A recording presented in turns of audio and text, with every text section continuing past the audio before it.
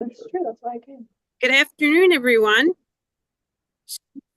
Should we get started? Oh, we have a few guests still joining. It's like the This is, this is the first occasion of our New York Tech Talk for Climate Action. Today is Earth Day, April 22nd, 2025. Today, we're joined by a collection of students, faculty, and staff who have diligently put together this semester-long research project and presentation. We are the same lab. The Simulated and Measured Environments is a research group in the New York Institute of Technology with a focus on developing tools, workflows, and pedagogy to help architects design buildings that will perform as expected when built and operated. Our baseline big picture question is, how do we bake climate change mitigation into the mainstream architectural design process?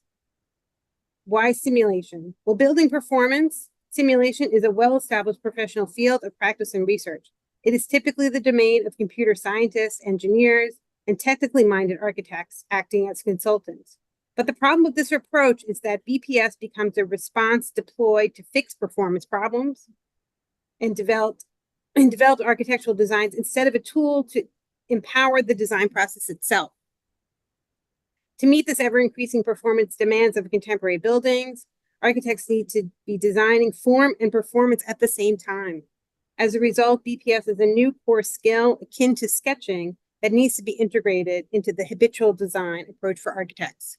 So to that end, today we're bringing you some summaries and presentations by design students. And there are two projects, and then we'll follow up by two faculty presentations, Professor Clark Snell and Professor Jeffrey Raven. And then last but not least, we're going to have a short presentation about some apps and devices that we've been using and tools that you can use to further observe the environment around the built environment around you.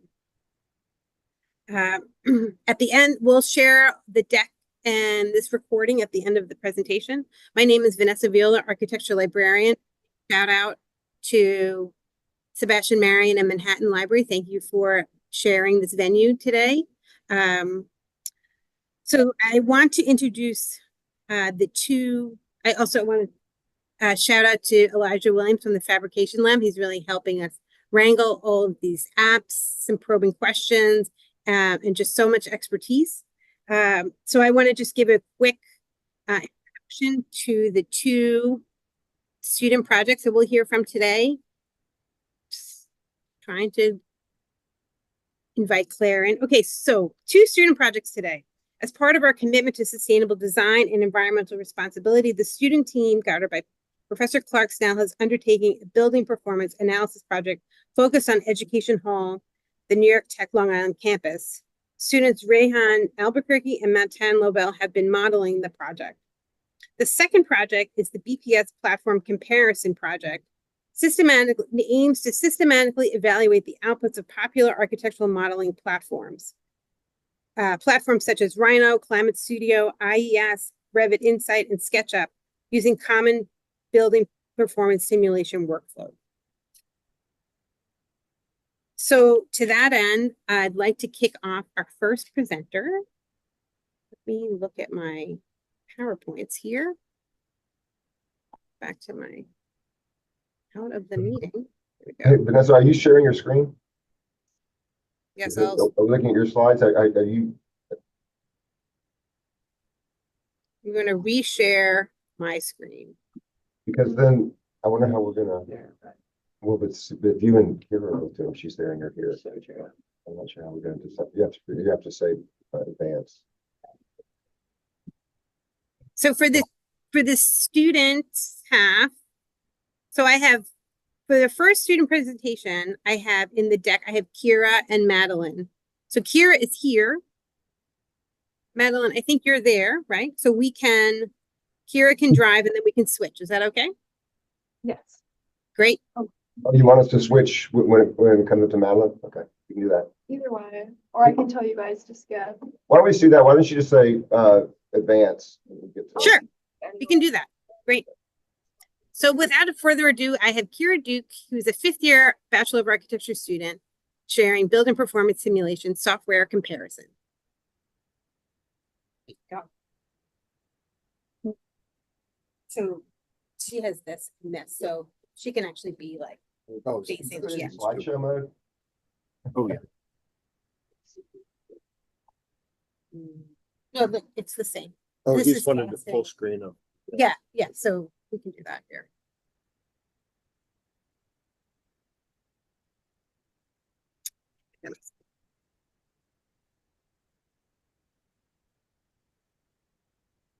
Here we go.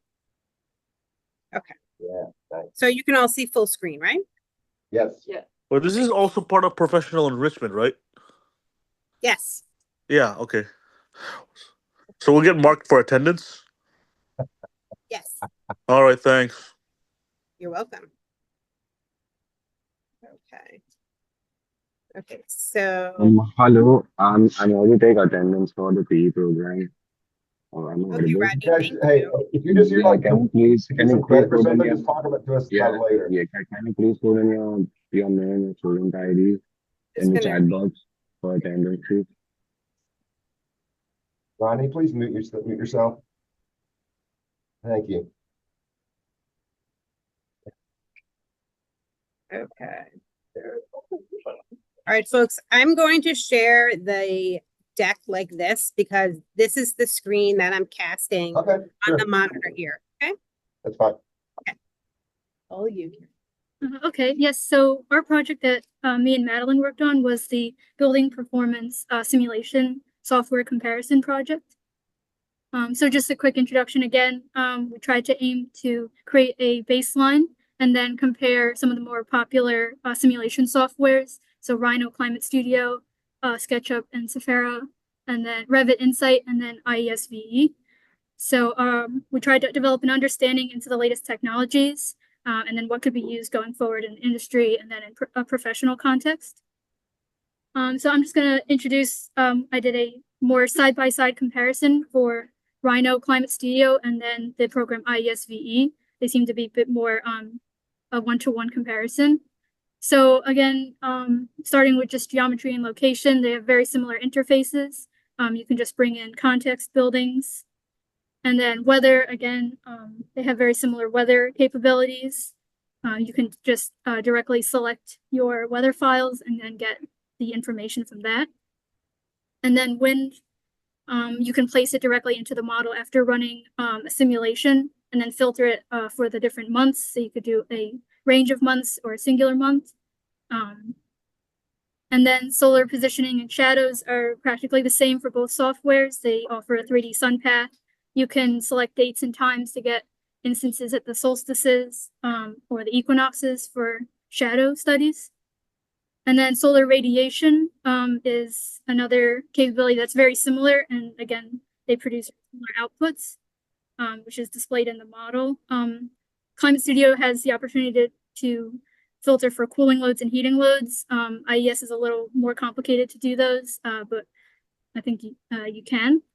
And then for daylighting, again, you do material properties and you can get your spatial daylight autonomy, ASC, and then lux value. And again, we tried to calibrate them so they produce very similar outputs.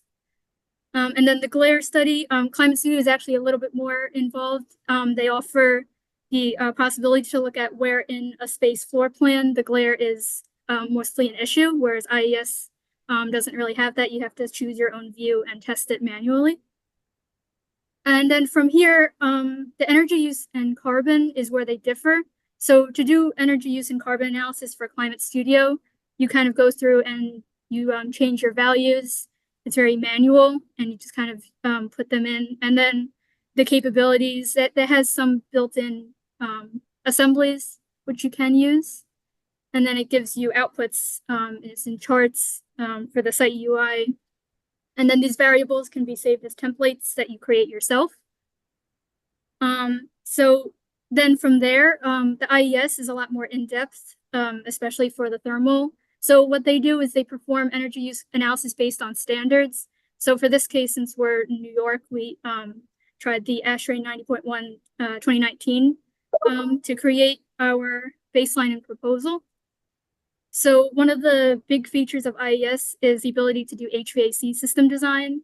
You select it and then you're able to edit it directly in a Grasshopper like interface right within the program. And then it generates actual reports, which can then be used for actual building compliances. So you see energy cost, performance rating, and then you get your energy output. And then for energy production, Climate Studio, we used scripts in Grasshopper to generate photovoltaic and then manually then apply them to energy outputs. But again, in ISV, it's a bit more in depth. You can directly place these components as model components, and you can also account for wind generation and CHP generation, and then see how they directly impact the site energy.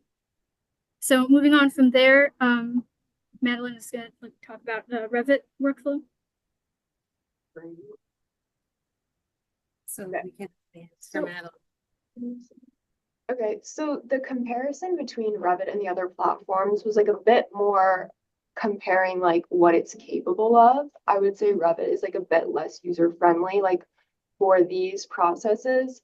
And to just start off, you can import geometry from CAD Mapper, but you have to download it as like a DXF file. And it's not as like a direct import. You can't import geometry from Rhino, but you can from Autodesk and SketchUp, I believe. And really the only location, like settings they had, this is the only like box it brings you and it'll just show you the coordinates. I couldn't figure out how to find like a climate summary, which is why I'm saying I feel like it's a bit not user friendly because things were just hard to find. You can go to the next one. Can you advance it?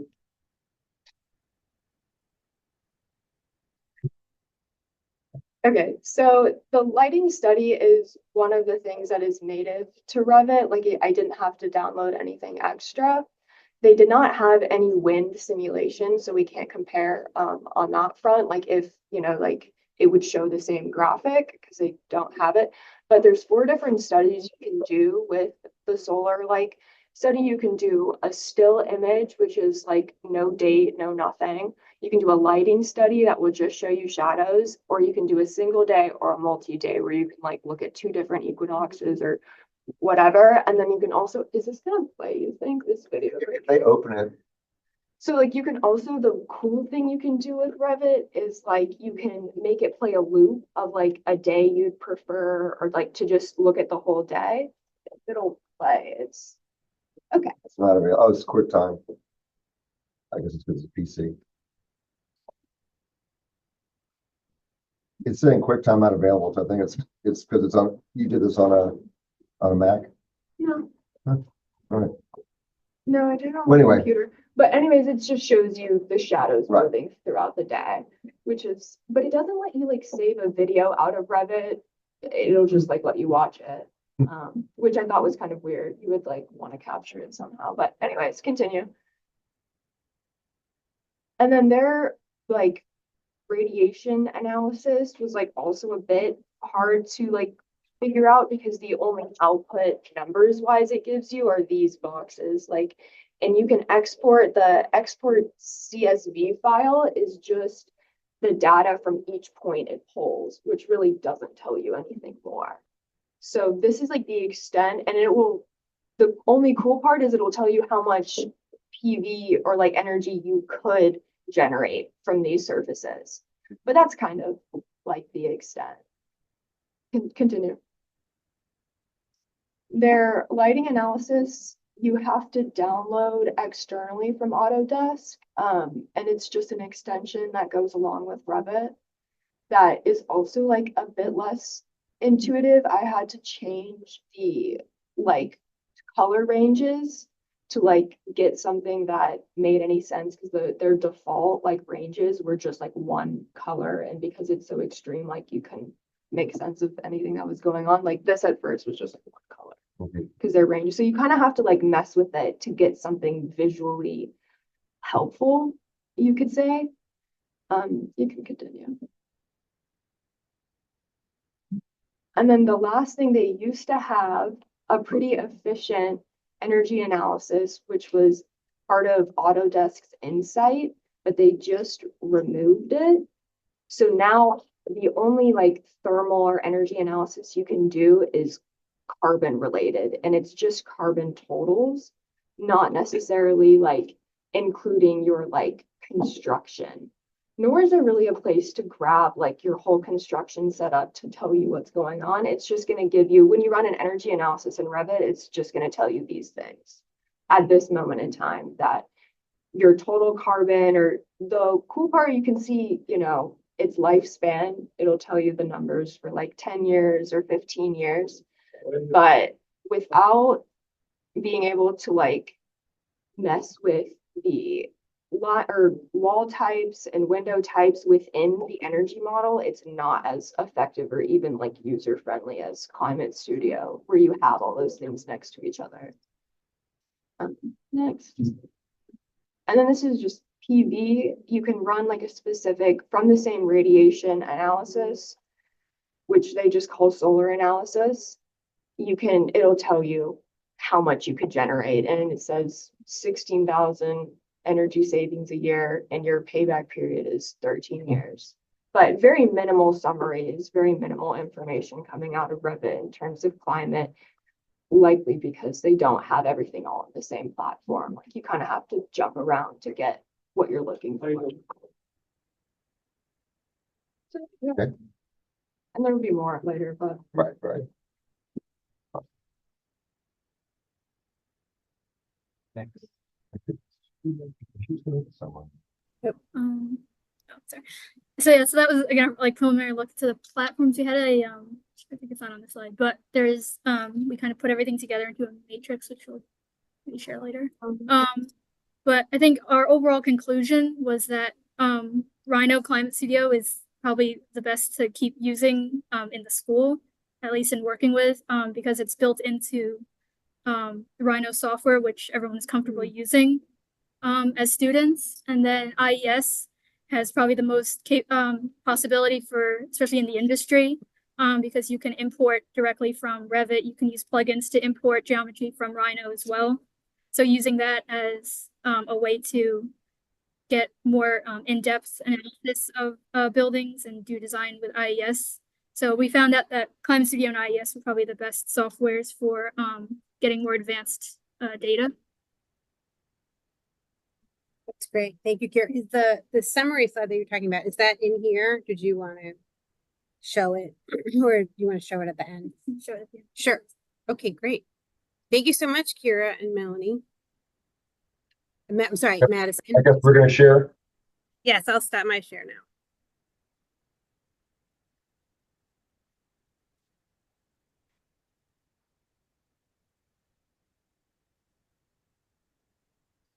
Oh, you have some intro slides for this, Vanessa?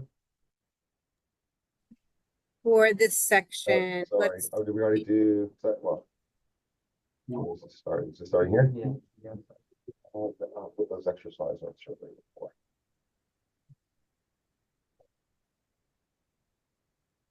Hey everyone, I'm Atan. And I'm Rehan. For our precedence performance project, we chose Ed Hall, which is an architectural building on the NYIT Old Westbury campus that was originally a horse stable. So why Ed Hall? We were drawn to Ed Hall not only because of its unique history and adaptive reuse, but also because it's a space we experience every day.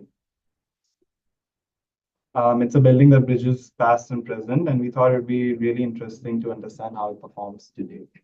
So we started by gathering pre-existing plans and sections of that hall. These drawings gave us the basic geometry and layout. From there, we cross-referenced those dimensions with the plans to ensure accuracy as we built the 3D model. Okay.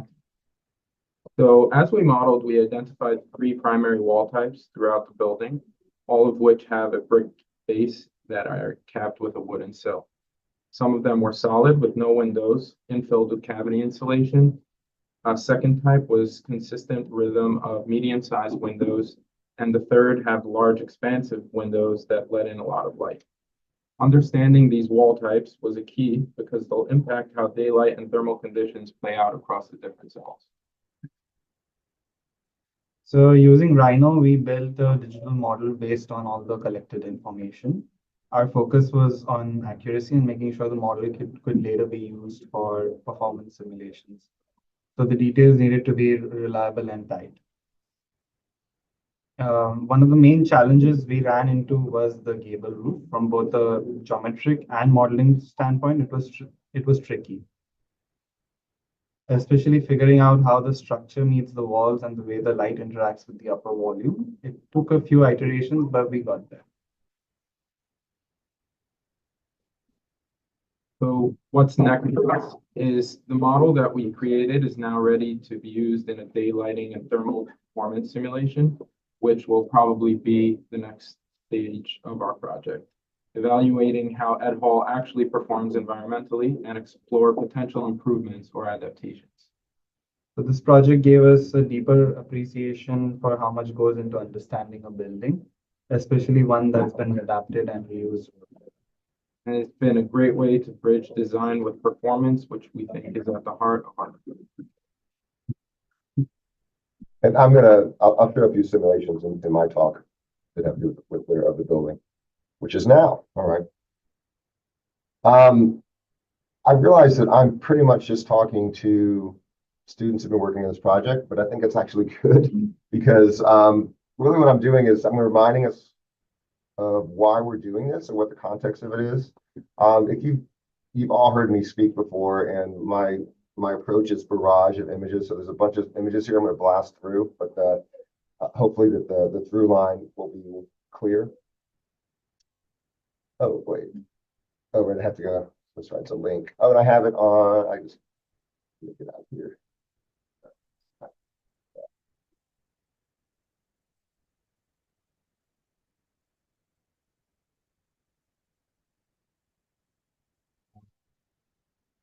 Oh, okay.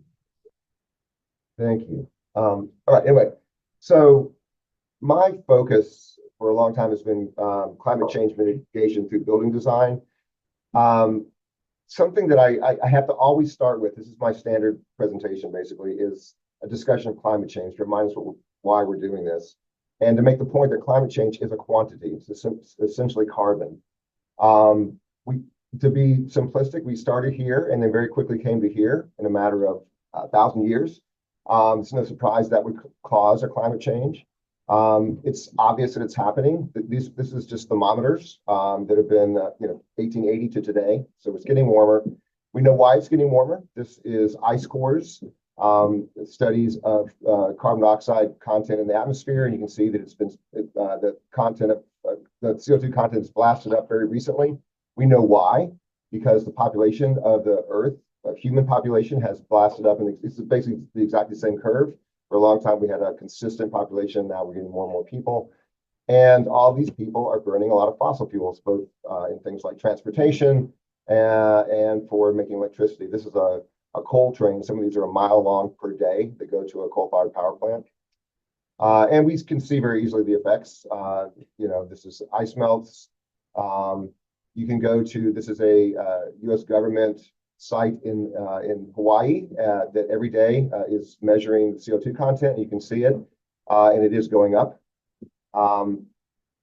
The complexity here is in the modeling and projecting what's going to happen. And so you get graphs like this that seem to be confusing or bring questions into whether or not this is happening.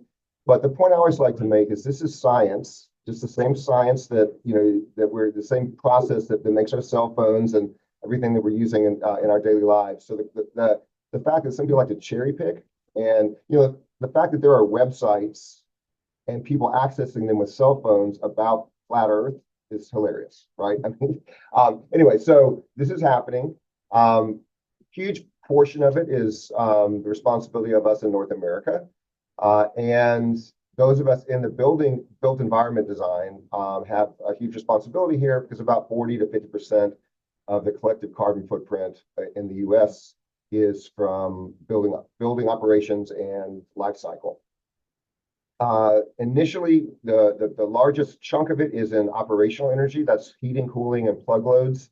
with embodied energy having a smaller portion. Embodied energy would be what the energy and the materials themselves, getting them to the site, and also the decommissioning of a building. So at first, we're still in the stage on the left where we need to focus on operational energy. And there is a number. I said from the beginning, it's a quantity. We need to get back down to 350 parts per million of carbon. This is again, scientifically accepted analysis of the situation. And we are well above that. Right now, we're at 415. Oops, nope, 420, because these slides have been going on for a while. And so our target is 350, but really for anyone designing, I'm talking about cars or buildings, your project goal should be 0. And so that's called carbon neutrality. How do we get there? Like I was saying before, we have embodied energy and construction and decommissioning. But the focus right now for me has always been operational energy, just because we're still at a point where that's the lion's share in individual buildings, their carbon footprints.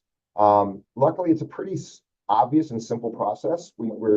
Since carbon is energy, we burn fossil fuels to create energy to use in buildings. We just have to reduce loads. And it's not complex because things have changed a lot in buildings in the last 50 to 100 years. On the left, you have the Guggenheim. That pochette section is pretty accurate. It's just concrete and some steel.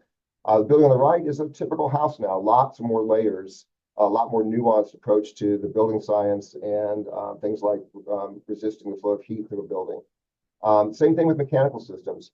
Literally, if you had a building, if you were a rich king in 1200, you didn't have a chimney in your building. You had a fire on the floor. But as late as 1900, the mechanical systems for building were essentially thinking about windows. This is called the Chicago window, where you have a fixed window in the middle and then operables on the side to try to get some cross ventilation. No heating or cooling system in that building. And then now, like the image on the right, if you draw a system for a large building, it looks like a building. It's a lot of the building. And so the point is, it's low-hanging fruit. We go from the thing on the left to the thing on the right, just applying things we know how to do. And we can get a long way to carbon neutrality.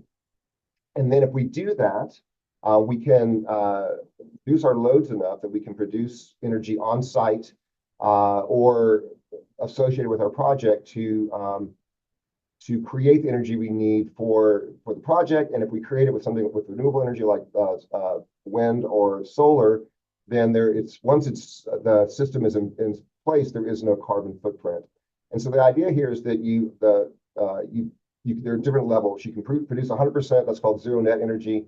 If you produce 100% of the energy that your building requires to run, but then if you produce more of that and you put it on the grid, then you can take credit for you're basically giving clean energy to other people to use. They're using less of the dirty energy. You take credit and you can start moving towards carbon neutrality in a project. That's the basic idea, pretty simple and straightforward. So this is a project I worked on. My experience is in small scale housing mostly. This was a 2015 solar decathlon project, just an image from it to make the point that there's some basic concepts that you apply: super insulation, reduce thermal bridging, building airtight, a certain kind of mechanical system, thinking about passive systems like solar, and then integrating into the design electricity production. So this is that project on site. It won the 2015 solar decathlon. A lot of experience at this level. And buildings like this don't really need to look different or be experienced differently than a conventional, less efficient building. But the point is, this has really become pretty commonplace. These are large-scale buildings. This is in Vienna, an office tower that's built to close to a carbon neutral standard. This is a building in Austria that has no mechanical system, so it's carbon neutral. This in Brussels, in the European Union, this is becoming more of a almost code level performance requirement. But also in New York City, this is a great place to live if you're if you're just trying to be contemporary in terms of your understanding of how buildings should be constructed, because we're very progressive in New York City. This is called the House. It's on Roosevelt Island. It's the Cornell Dorm.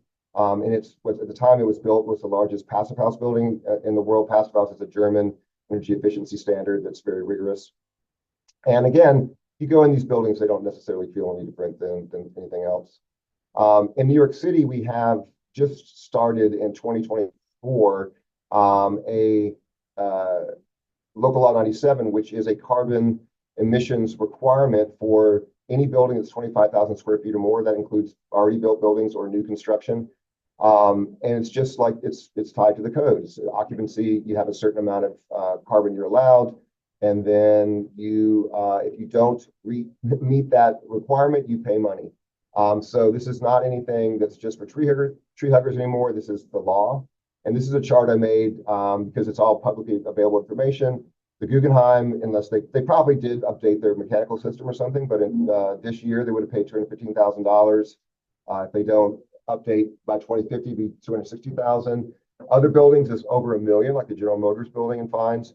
And then the bottom row are buildings that exist in Manhattan that are already pretty close, like the building we're in right now.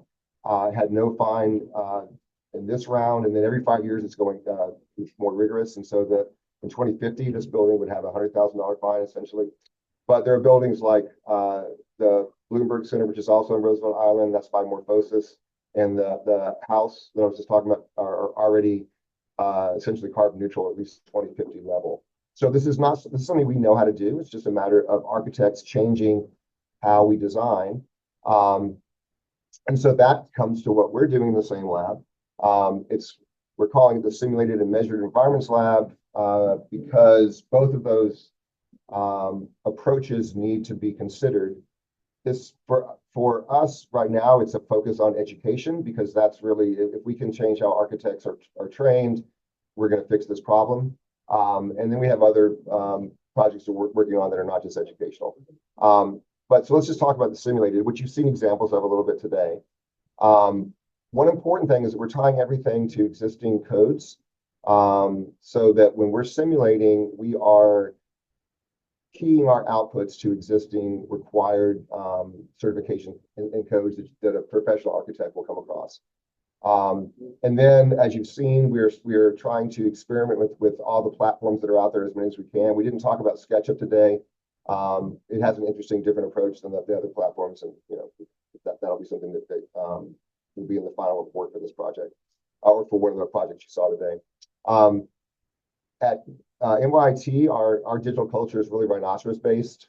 Students learn that in the first, from the beginning, which is kind of lucky because I do think it's the best platform for architects because not only does it have Climate Studio, which is a very robust but easy to learn interface, but it also has Grasshopper, which is a visual coding language that has really caught on. And there are tons of tools that are very professionally made.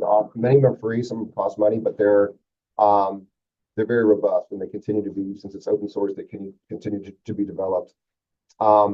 So just quickly, the process is that we always geolocate a model from the beginning, pick a site, and then we can immediately, even with massing models, we can create quantities. So on the left, you just have a solar shading study, which is binary, like sun on, sun off. That's not the way the sun works. On the right is a radiation map. You can see already just the color coding, so we can see that the east side of that building is being shaded. But the point is that we can immediately go to quantities, right? So these numbers are photosensors that we put onto the building, and we can look at the same position of this massing model, which again is just based on, but not again, I haven't said it. It's based on the program. So it's just a blob that's the size that we think that maybe are far. Whatever we know from our program from the very beginning, we can start immediately to get quantities. So in this case, we're moving our massing on our available site and comparing the amount of sun hitting one point at a given period of the year. This is during cold hours. This is the winter, so maybe we'd want to get more sun on the south side. We can quickly. This would help us for almost no money talk about where we would site the building. Right? We can do the same thing just as quickly with playing around with shading. So at a very schematic level, at the very beginning of a project, we can quantify, at least in very much an estimation, but it's way better than just guessing. And then we can do the same thing with PV from the beginning, for photovoltaic electricity. As long as we have a surface, we can generate immediately a comparison. And so here we're saying that if we move the building to the back, the north side of the site, we're going to have a potential to produce 15% more photovoltaics, right? That's, if you don't make that decision now, you're not going to make it, and you may, screw up your goals, right? If your goal is to produce a lot of PV. We also have access to wind. The point here is that wind is very site specific. This is 3 different climate files and it's superimposed to the same site. We can also set it for different times. So we get a very nuanced idea of how the wind's moving, and it's graphically pretty robust. Here's a grasshopper script that we've created for generating net positive water rain catchment cistern sizing. This again, all we need to do this is a surface or a set of surfaces.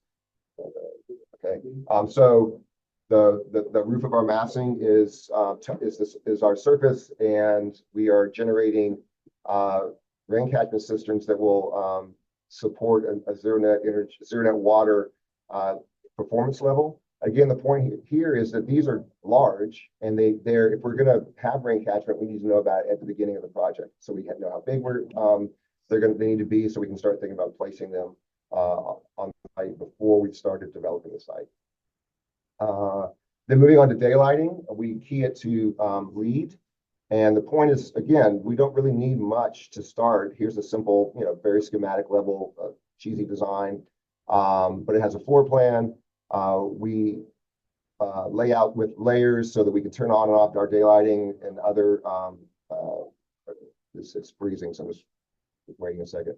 You look at the top of the box, LEED 4.1 daylight availability. That's a drop down for this workflow. We can drop down to another one at the same place. It's really quick to back and forth. And so the point is here that the different colors had to do with LEED compliance. Green is we have enough, oranges that are too much, and then lux levels on the right are based on our target lux for whatever the use that we're going to have in the spaces. But the point here is that we're able to apply materials. So we can say what the assembly, the exterior assembly is that's blocking the sun. And we can change the type of glazing that we're using, so we can quickly iterate toward a goal, right? So these are all iterations.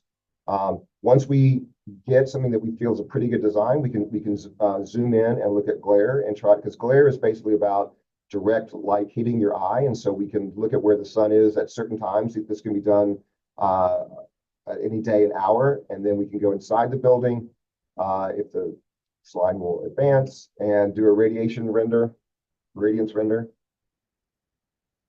So now we're looking from the inside at one view out of the building at a certain time of year, and then we can say, oh, well, what if we put a balcony out there? What if we did a light shelf inside? And we can attenuate this. Again, this is all at a very quick level. I mean, a very early level of design. You can see the buildings out there. That's the site context we brought in through a geolocation. This model is from CAD Mapper. Free download, takes you 15 seconds. And I guess every slide's gonna be like this. I don't know why this is on there. So the point is that even at this level, we can try different interventions that aren't changing the form that much, but are maybe gonna adjust our performance quite a bit.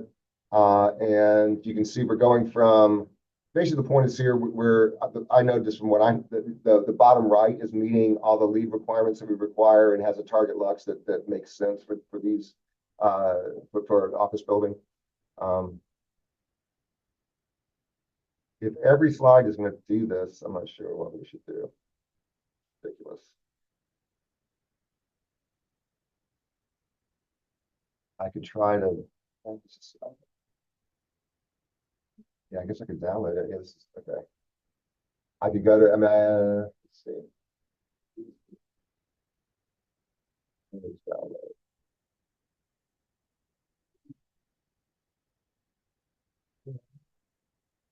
Where am I going to download it? File export is open. It's create a copy and then download a file. Oh, it's PDF. I guess it's PDF. Okay.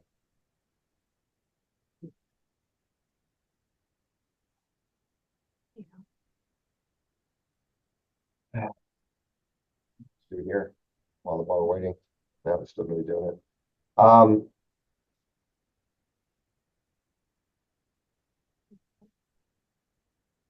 Save downloads. I guess that'll work. Hopefully we have access to downloads here.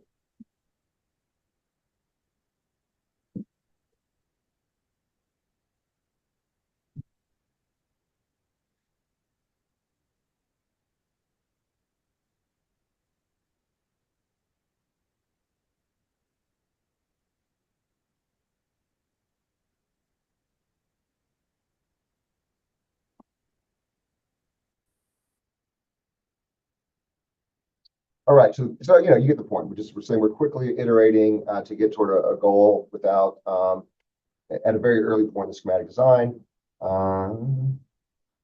We can also do the same thing with electric lighting. We can import specific lighting profiles from companies and try to. We can either design electric lighting to match the day lighting, or we can combine the two. There's a way in the thermal analysis where we can implement dimming. So anyway, there's a complex workflow you can do here, but all pretty quickly within the same model.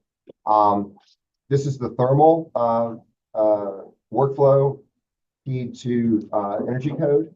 And the point is here that we have a lot of information quickly that we can set assemblies, mechanical systems, glazing packages, and again, and we get a lot of output. So we have the energy use intensity, that's the amount of energy that's being used at the top. We have the energy flows, which is how much energy for different types of components like people and lights, because people are heaters. We have zonal information about the temperature and other aspects of what's happening in individual zones, which we define, and we can talk about comfort. And again, here we're iterating by just changing a few things. I won't go through exactly what we're doing here, but the point is that I'm looking at the middle chart as I'm iterating and deciding, oh, maybe if I change the type of, let me see if I go back one. This one I'm changing probably the envelope. And you'll see that the EY number is going down as we go along. Okay, so anyway, the point is that we're iterating quickly to get toward a goal. And what would that goal be? So here's the point. So we're starting, I started off with basically a Guggenheim type building. In other words, just concrete and an older mechanical system. We had a ridiculously high EUI, this on the left there. And then, we reduced it tenfold by just understanding what variables we need to change and not adjusting the form of the building at all. We can do the same thing now. So now we've got an amount of energy this building's using. That's again, it's a simulation, and we can estimate photovoltaics in a fairly detailed way, not as much as like Kira was saying with IES, but still, this is just an example. And the point is here now we've got an energy use and an energy production for the site. And this sort of complicated slide is just showing it's going from local law 97, from the law through some conversions into a spreadsheet that we've made that lets us run our outputs from Climate Studio and whether or not we're adding PV or not, and determine whether or not we are legal from local law 97. So that's all the iterations that I showed you there. And then we're seeing that some of them were not, and some of them were. And finally, in the end, the only way to actually get legal in this case was to add photovoltaics. And so this is the spreadsheet, easy to use, all drop downs. So that's the simulated side. Real quickly, the measured. So we have bought a bunch of equipment. Here's screenshots of some of it. There's prominently, we see Elijah with our blower door there. We have a weather station out at Old Westbury in front of Ed Hall. The hand you see in the middle, that is a device that's measuring the visual transmittance and the solar heat gain coefficient of that glass at Ed Hall. We have sensors in the library. We have the thing on the middle left is measuring the U value. In other words, the amount of heat moving through a wall. So we have a lot, we're actually measuring U value of the building. The different parts of the building has been really interesting because that solid brick wall changes a lot through the day in terms of how much heat it allows through. So we have a much more nuanced way to understand the building as we're trying to simulate it. We've also then taken these tools and started bringing them into the curriculum. So this is an environmental systems. Okay, thanks. This is about perfect. We have so we have a couple modules that we've tested using the sensors. This is a exercise where they're trying to get a different interior environment than the exterior environment using sensors to measure those two things just with simple constructions. That's a mirror board from that assignment. This is an assignment where we're using, students are taking a $15 sensor and walking around with it and getting the temperature and relative humidity of the environment that they're walking through. And then they're comparing it to both the indoor library and the outdoor weather station at Ed Hall. This is a cool robotic sun path that Elijah has been developing in the Fab Lab, so we can do sort of analog studies of solar paths with models. And then forward. So finally, here's the model that our team has been making. We can quickly do very basic climate studies, but then also remember that we're using all these tools at the same time to get actual inputs for our simulations, and then we can run. So, for example, this is a daylighting study. Just the only change here is between is the visible transmittance through the glazing. Quite a big difference. We could very detailed in a detailed fashion quantify that right now if we wanted to. Here's zooming in on the library. We actually have the sensors, looking at daylighting, looking at the radiance, rendering those glare, and the thermal analysis. And then again, here we can very quickly. This is just isolating the library, and we can iterate and figure out how we might want to upgrade the building or just understand it better. And finally, this is Kira's work from last year. She was in the inaugural class where we were doing this. We have a class that is in a co-rection with Comprehensive Studio in the 4th year. So she's applying these tools to her studio project. And we do have a pretty extensive video library on YouTube that goes over a lot of the stuff that we're talking about here. That's it.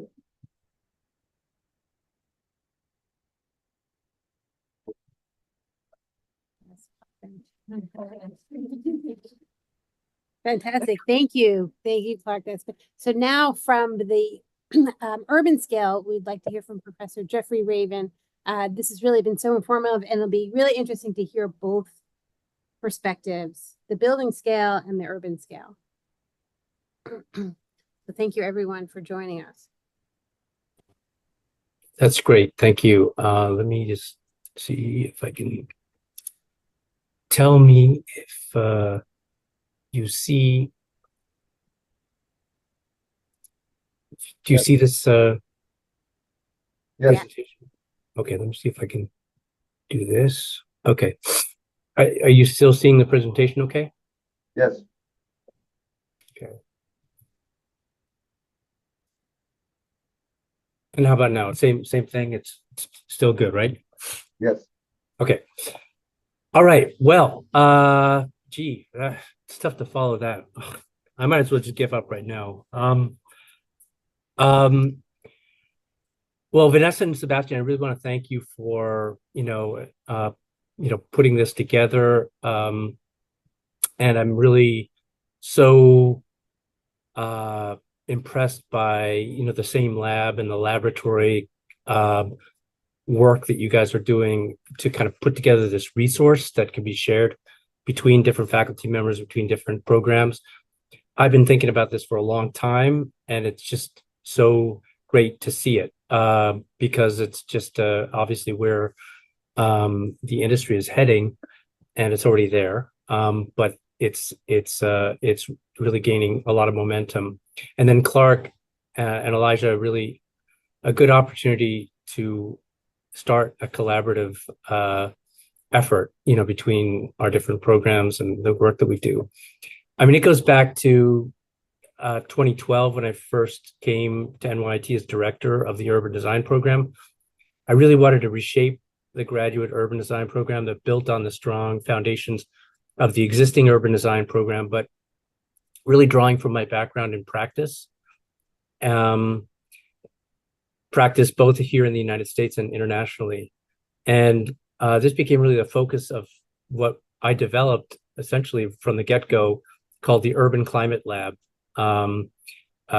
which was essentially a design studio focused on climate in 2012, and a digital modeling for urban design, which I put together. It was a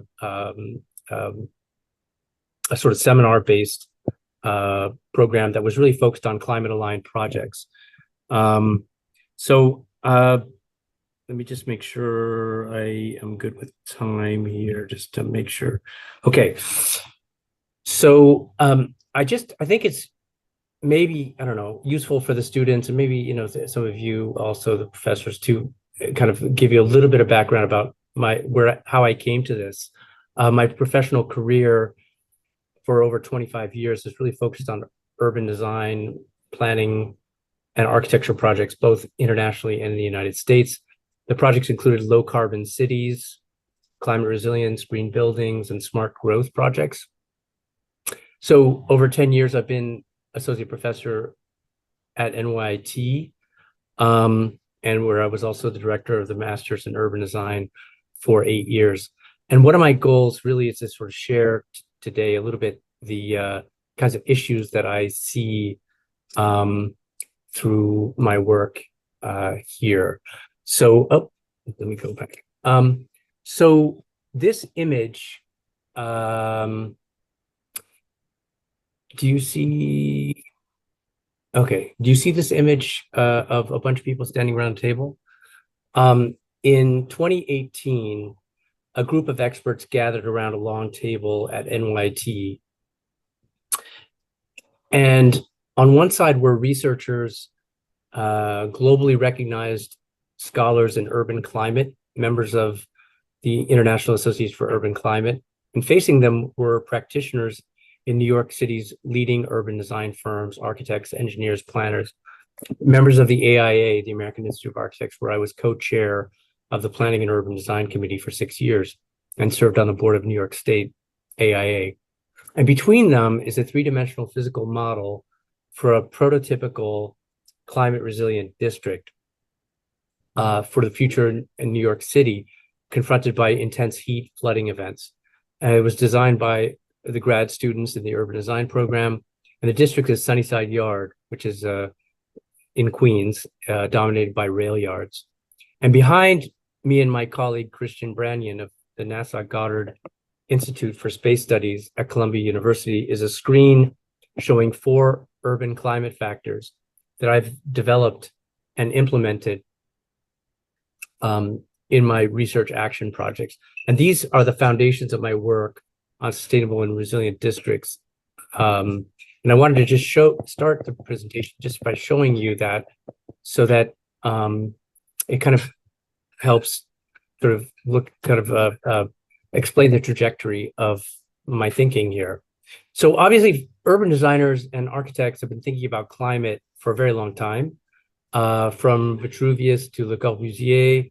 They're concerned about urban density, the focus on light, air, hygiene, and I can go into a number of leading experts over the years, from Ian McHarg to landscape urbanism movement, etc.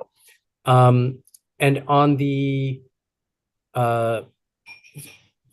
side of urban climatology, this is an area of that is really sort of taking off, led by a number of pioneers who actually were at the table at NYT at that time in 2018.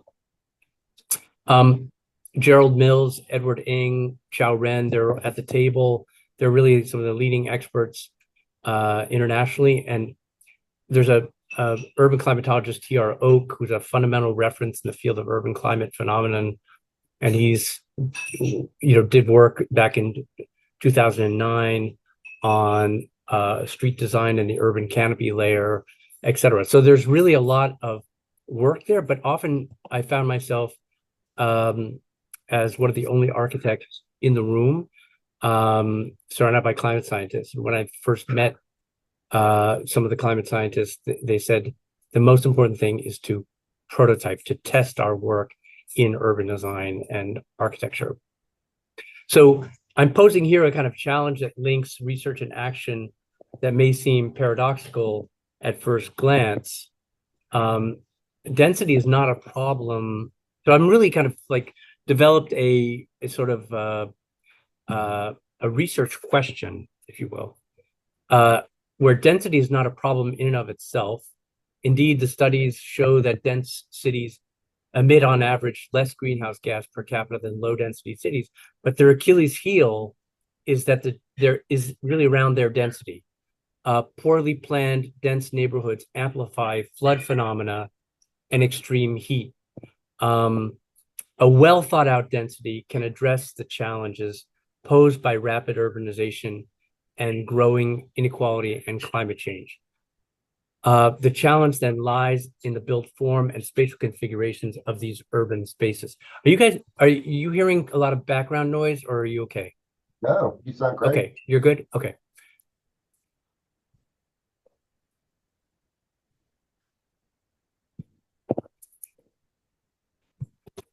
So my 25 years of professional practice as an architect and urban designer have included initial and sometimes frustrating efforts to address climate issues. This is what made me realize that the absence of adequately scientific, rigorous, and practical solutions was really why I decided to create a kind of new knowledge and to develop essentially a roadmap around this topic. So I really decided to turn to research to find more satisfying answers, because designing urban climate means really designing for the public realm. And so master plan in northern Vietnam for the development of provincial capital of 500,000 people was one of my projects where I really focused on this topic. The aim, basically the intent here was to develop a new canals and green corridors aligned with prevailing summer breezes, compact districts clustered around sustainable urban drainage systems, or SUDs, retention ponds, maintaining the riverbanks as flood zone during the monsoon period. And faced, I also developed in Calcutta in India a project where sort of focusing on configuring compact development patterns to respond simultaneously to strong winds, flood risks, and high temperatures and humidity. At the same time, focus on urban ventilation during the hot months, green infrastructure to mitigate flooding and heat, solar design to capture energy generation without undesirable heat. And here I was using Project Vasari, which was a Revit program that you guys probably remember, those of you who remember those days. And one of the questions I always ask is, what role could urban design, and particularly three-dimensional urban form, play in achieving the goals of climate mitigation? And so these questions kind of summarize the foundation of my research. So this is a project in Masdar in Abu Dhabi, which shows that the district is one of the most nimble spatial scales where we can operate and test out a number of zero carbon strategies. So indeed, I think the district has a scale that is large enough to have specific metabolism. In other words, there could be energy transfer between different land uses, different times of day. And at the district level, such things as microgrids or transportation hubs can be developed.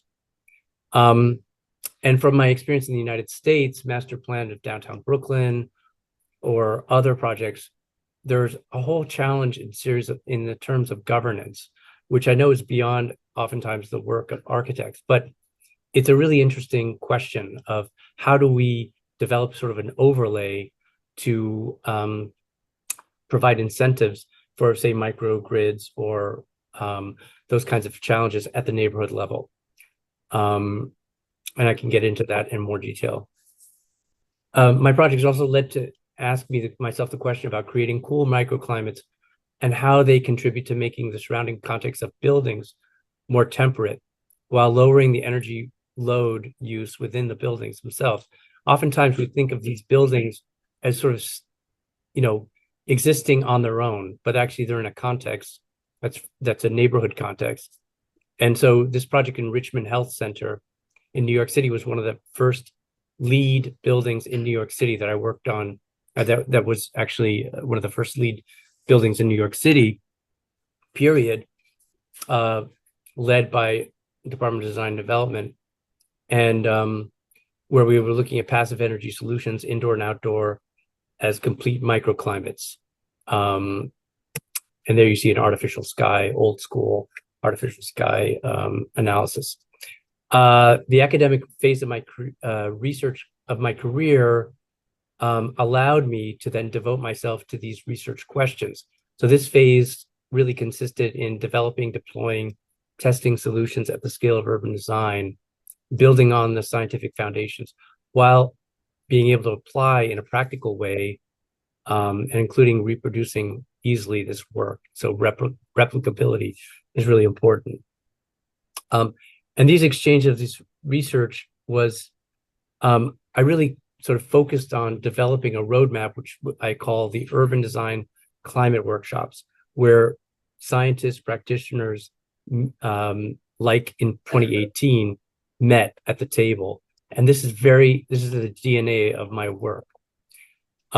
So at the university, my focus is to form 21st century urban designers as integrators, leaders, and critical thinkers who harness the elements of our allied disciplines like engineering and engage with them more effectively. So I always wonder about our role as sort of teachers, and how we could leverage our skill sets to be more valuable. So I can get into that a little bit more in maybe our discussion, but and I currently serve as a member of the New York City panel on climate change, which is a panel of 19 scientists focusing on generating actionable climate information for the city of New York and for residents. We are essentially appointed by the mayor to advise the city. And the appointment period is for 3 years. And I just started recently. So we've kind of divided into 5 areas of focus. One is interpreting New York City climate science. The second is water resources management. The third is heat, humidity, and air quality. The fourth is management of urban natural systems like vegetative cover and that sort of thing. And finally, critical infrastructure risks and opportunities. And I can get into that in more detail. So you can see some work that I've done with my students over the years at NYIT in the School of Architecture and Design. So my research really relies strongly on empirical approach. So it's a mixture of my work and some of the students' work. And the focus here is to result in realistic measures which can be deployed at a reasonable cost, as well as developing sort of methodology for evaluating the benefits. And these measures must be easily implemented by cities to develop climate mitigation strategies. And for this research, I've received funding from the National Science Foundation. The research has had a huge impact on my teaching and vice versa, in particular because of the thought process involved in developing a new curriculum for the urban design program. So one of the questions is, how to design a district for the 21st century. And this is the kind of diagrams that I do are ways of trying to convey to a broad audience the kind of complexity of this work, and the kind of interchanges between different urban systems, synergies and adjacencies, prototyping, and urban design methodology, basically, so analysis. And developing over the past years, then I've been developing this sort of climate action roadmap, which I call the Urban Design Climate Workshop. It's a cross-sectoral collaboration that serves really as a model for practitioners in urban design projects and architecture projects.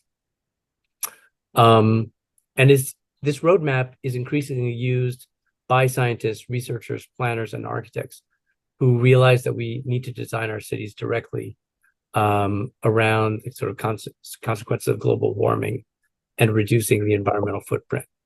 And so it's already been applied in multiple municipalities. The Urban Design Climate Workshop, or UDCW, for municipalities and practitioner really was a way of sort of testing this methodology. And I've led several teams in New York, Paris, Naples, Rio de Janeiro, and Durban, South Africa. And I'm developing a manual at this moment. So I've got a bunch of diagrams here that I will skip through very quickly. But the point here is that the vision of the configuration of a sustainable resilient district needs to draw from these various groups of experts, and the methodology focuses on sequential and iterative phases which lead to the development of the project through a multidisciplinary and multi-scale approach. So these are like 6 buckets that I've developed and they're not sequential necessarily, but the intent here is that they provide a kind of a roadmap for this work.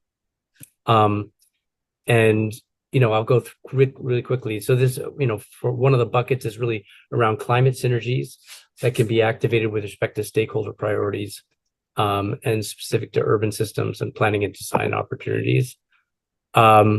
The second is really around systems, users, and population scenarios. So we do a series of similar to what Clark was saying earlier on scenario modeling. Well, we do this, at the urban level as well. So we do sort of what we call, current situation, business as usual, which is a baseline for a future, and then a kind of climate aligned scenario. We're very interested in the different scales in which we operate. So of course, buildings, district, city, and region, the connection between flows, between spatial scales, boundaries, jurisdiction, the type of flow, it could be energy flow, water flow, waste, intensity and direction, synergies, programming, kind of design typologies, simulation and modeling. This is where architecture comes in very much, like kind of a mixed use, residential, commercial, institutional, manufacturing, and infrastructure. You've got things like energy hubs, food hubs, waste hubs, water treatment, intermodal hubs. These are emerging typologies for the 21st century that we test. And, that would be maybe an area, Clark, we could really do some pretty cool, collaborations in that particular bucket. And then study areas. This is like the most critical. These are, if you remember, this is behind standing, when I was standing up in 2018, this was the image behind me. So the study, we have it kind of broken up into these urban climate factors, broken up into form and function elements. And the form and function, the function is around efficiency of urban systems. And the form is around the form and layout, the building envelope and surface materials, green and blue infrastructure. So that represents really the DNA of a lot of our work, this diagram. And it serves sort of as a foundational tool through this planning and urban design process. And it's really, and the really important element here is the integration between adaptation and mitigation. Oftentimes they're bifurcated, but here really I'm looking to sort of emphasize how they're integrated and to kind of prioritize that. And then finally, site opportunities and constraints, and then developing a series of scenario modeling. Here you see 3 scenarios: the current, the business as usual, and sort of climate aligned scenarios for a project that we did. I'm going to go real quick here just to give you a couple of sort of eye candy examples. But this is a project I did a few years ago in Gowanus, Brooklyn, with an international team, European American, with also American Institute of Architects. It was a really fantastic group, Urban Land Institute. And this is kind of the typical outcome for these urban design climate workshops. So you have a sort of current, you have different, you have the X and Y axes, and you've got the current condition, this kind of baseline 2050, let's say, and then climate aligned 2050. And you've got the actual design, you've got the adaptation and the mitigation piece of this. And then here's some just images of different projects. This was one in Sunnyside Yards. This is one in Paris that we worked on in the Belle de Montreuil. It's a kind of focusing on last kilometer intermodal logistics hub in Paris. A project in Midtown Manhattan with my students. A lot of these projects included our students from NYT, and really important to sort of involved in community engagement. Our projects provide a framework between this sort of aspirational urban transformation scenarios and the daily lives of the people in these communities. And what really important is to emphasize the interconnection between climate benefits and social, economic, and environmental co-benefits. And so job creation, public health, access to services, transportation, affordable housing, that kind of thing. And that's where the magic really begins, or really happens in this kind of process. And this is my last slide, where the stakeholders take their priorities notes of like their not necessarily climate priorities, but issues around access to services, affordable housing, jobs, things of that nature. And we find how it intersects with these urban climate factors and discuss the relationship between each priority and these different urban climate factors. So that's how I'm going to leave it. And thank you so much for your listening in. Jeffrey, thank you. Thank you so much. We just have a few minutes for questions. So if anyone from the audience has a question, we'll be happy to hear from you. Please feel free to unmute and chime in quickly. Otherwise, Elijah Williams here has a few questions he would like to ask as well. Okay, don't be shy.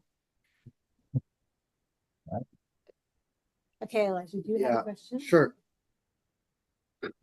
Thanks, Jeffrey and Clark. I think one of the parts that at the same level we've been working on and that we sort of heard you hint about, it's one of the really relevant pieces in talking not only about the building scale, but also the urban scale, is the role of sort of accurate and accessible data streams. So we with this stuff, we work with ultra live, ultra local, but I'm curious about how both of you might see the role of being able to access data for students educationally, up to date, right? We talk a lot about EPW files that are actually not day-to-day accurate, right? Like we have the exact conditions outside here in Old Westbury, updated like every 2.5 seconds or something and streamed up to the cloud. And when you compare what's going on outside with what Climate Studio says, right, you realize that you're working with an algorithmic approximation of it. So curious about whether or not it's the demographic scale or the performance scale, what the role of sort of accurate and usable data is in both of your work. I can chime in on that first because I think it's a really good question, but I would approach it from a slightly different angle, which is I'm fairly new to the simulation game. Like when I came to NYT, I was like, I used to do large scale, like concrete research. And I'm like, no, this is, a different environment in the city. And so I've just been doing it 3 or 4 years. And so, I'm an older dude, right? And what's happened with me simulating projects is I'm changing my rule of thumb understanding of how buildings work, like in a drastic way, partly because I've mostly done smaller scale buildings and I'm dealing with bigger buildings as part of it. But so I think accuracy is very important, but even more important is understanding that it's not accurate, but it's way better than rule of thumb. And that what we're doing is, so you always have to be, you got to make friends with engineers. That's what I'm constantly saying to everybody. We're not mechanical engineers. We're not, structural engineers. This is stuff that we're taking to a design meeting and saying, I've roughed this in. this is, I think something that we should consider if we're trying to get to this benchmark. And then we're actually talking about something that the engineers are interacting with, as opposed to them going, well, okay, thanks for your architecty stuff. We'll go do some engineering on it and we'll meet with you next week. That's kind of my basic goal with the simulations at this point. But then, I mean, that's like a spoon-fed question, because one thing you and I have been talking about is filling in that EPW map in New York City, like why we don't have more access to, first of all, live data, and then because if we're making EPW maps, we could make them daily, right? I mean, it's just a column format of text. So yeah, I would be curious if Jeffrey thinks that we need more data in the city, and if that's something we should be working on together. Yeah, I mean, so a lot of the climate data is pretty blunt instrument. Like EPW, gives us the land surface temperature information, and which is fairly blunt instrument again to measure. It's at 30 meters, I guess, is the latest, but it's getting more detailed than that because of the pixel size. But it does give us a sort of sense of where priority zones are. And in any case, the data that is gotten from satellites or other sources needs to be augmented by socioeconomic data as well. And I think that that's important, because when we establish priority zones in an urban district, it's also a factor of how people, occupy, like where the hotspots are, don't necessarily climatically or physiologically don't always correspond where the hotspots are from a population perspective. Like if you've got two hotspots that you detect from an EPW file, and one is in a parking lot that nobody goes to, it's used once a month by freight or something like that, versus one that's in front of a school. You've got, you need that local knowledge to then zero in. And so it's a real opportunity for students, but also for students to engage with community folks to better understand how people use their neighborhoods and where the kind of priority zone should be. And every neighborhood is a little different culturally, oftentimes how people use public space is quite different. So I think that that's interesting. And it's an opportunity then to provide sensors, for example, for students to be able to track, a little bit more granular level of detail, but also to provide young people or elderly people in the neighborhoods with sensors themselves, and they could be participating in data gathering as well.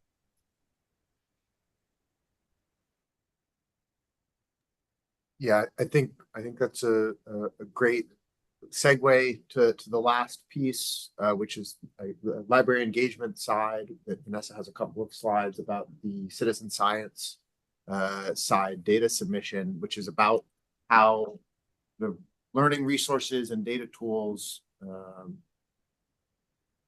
do they agree with, obviously with both of you guys, but with the role of not requiring complex sensor networks, but instead allowing individuals to perform data entry that can then be ground truth and served in that way. So if Vanessa has it up, if not, we have a guide from the library that provides a easy to use citizen science reporting, which, jump down here now, which allow us to solicit through the building sciences classes specific reports, and also the engagement of community. So this is the kind of system that I think Jeffrey's hinting at. So yeah, I mean, can I just say, I mean, I think it's great. I just want to say, and at the risk of well, getting trite or something, but it's true that you can't manage what you don't measure well. And what gets measured often gets done. So, it is important for policymakers to understand, measurements. And I think, Clark, you started off, with sort of this notion of climate change as something that can be measured. However, we oftentimes overvalue the things that we can measure and undervalue the things that we cannot, like contentment, happiness, quality of life, that sort of thing. And so I advise my students to focus on what is meaningful rather than as what is purely measurable, because this expression, but to a man with a hammer, everything looks like a nail. So, if we rely on just the tools that we have, sometimes we lose the big picture. Yeah, I want to interject that's such a good point. And I want to make a counterpoint, which is what I'm saying, quantifying climate change as a quantity, it's just like structure is a quantity. You can't, sure, we can play around with structure and we should only be considered about happiness, but the building has to stand up, right? And to me, climate change is just a baseline design constraint now. It's not a big, that's what I'm trying to say. It's so simple. Just get over it and do it. And then everything else needs to be the most important thing. It should be trivial in the background. And that's what's frustrating is that we're still not, you look at the UN reports and it just keeps, it's not getting better, right? And so we just have to focus on it in that way. And then forget it. It's just part of what we do. When you say it's not getting better, what do you mean? I'm sorry. The carbon content in the atmosphere is not being lowered. Oh yeah, it's true. Yeah. So, one theory about, trying to get better at this quickly is to kind of cultivate an understanding of this environmental data quickly. So the climate literacy, there's 8 essential principles of climate literacy. And the one that the built environment can really latch onto is adaptation.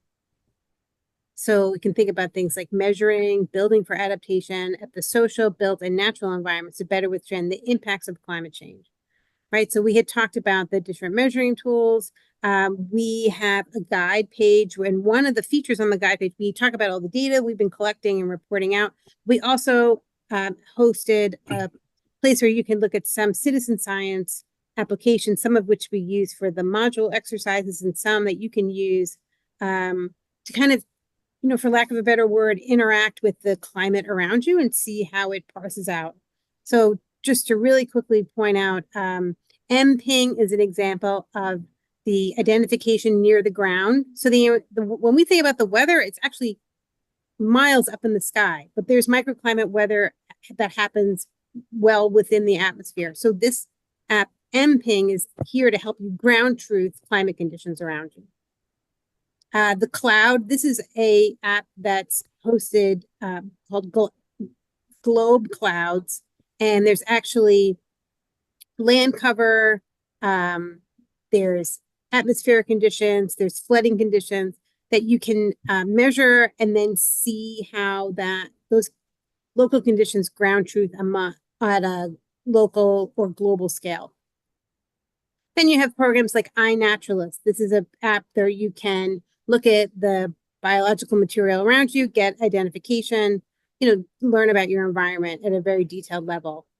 So then we look at the literature and see how things like citizen science and the built environment, and I'm always looking to emphasize research skills here. So my search strategy was citizen science and the built environment or architecture, right? So I started to look at a lot of interdisciplinary collaborations like stress experiences in the neighborhood and social environment, sense, a pilot study, quantified citizen science to improve built environment and health.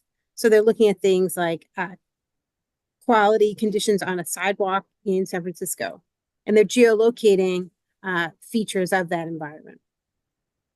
This is an indoor air quality measurement app. This is participatory mapping in a rural community.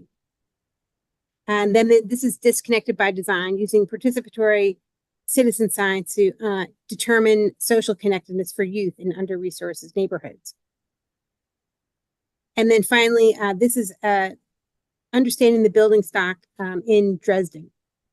And this is a program that cities around the world will use to get their citizens to log data in a transparent, consistent way so they can learn more about the environment quickly. And so think of this information as information between the census, information between the American Community Surveys, or in between those like governmental annualized surveys. This is more granular detail information. And so twofold, it collects data about the environment, but also helps people better understand how to read those attributes and connect with their environment. So with that, I want to leave you all with thank you and any final questions. We will share out the recording, an edited recording of this almost 2 hours, the slides, and some lists to the resource updates to the guide so you can come back and follow up at any time. We appreciate it. Thank you, everyone. Thank you. It's been just a real, it's just been great to see what our colleagues are doing, across the university. So I think it's fantastic. Yeah, I'm rude. I didn't say it earlier, but thanks a lot to Vanessa and Sebastian for setting this up. It's funny, Jeffrey and I see each other on the elevator, like, oh yeah, we gotta get together and talk about something that we don't. We got to stop meeting like that. Yeah, right. So I was really exciting to see what you're doing. I definitely am going to follow up right away to talk to you about what we're going to do together. Super.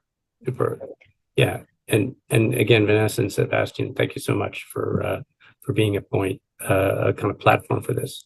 Yeah. So, and I want to make sure one more plug. Students will be presenting again on Friday at the Source Annual Symposium. So please show your support. Check out their presentations. There's tons of student presentations. They worked really hard this semester. The presentations are great practice. So enjoy, and thank you all for coming. Thanks, everyone. Thank you. You didn't talk at all. Was that not planned, or you just Nice to meet you. oh, it's because it was that empty slide.